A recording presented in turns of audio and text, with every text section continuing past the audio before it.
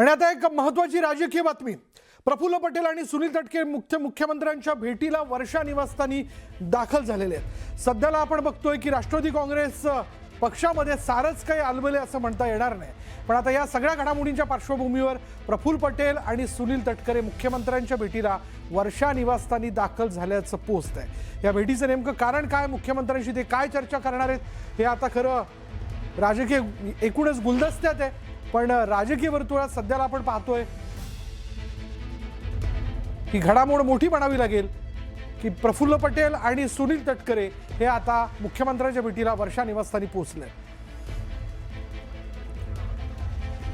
अधिक माहिती आपण जाणून घेणार आहोत। आमचे प्रतिनिधी कृष्णा आवटी आपल्या बरोबर आहेत। कृष्णा, काय माहिती याबद्दल?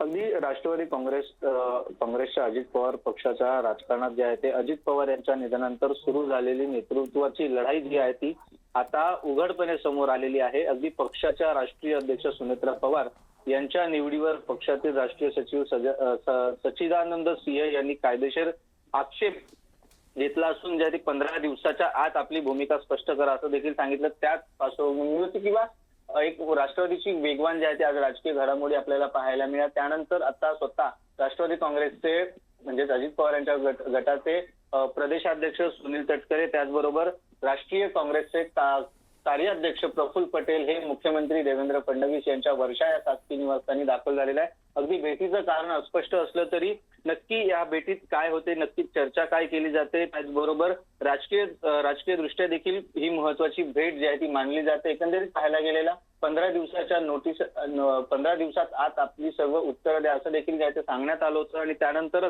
या भेटीला जे आहे ते महत्व लागलेलं आहे।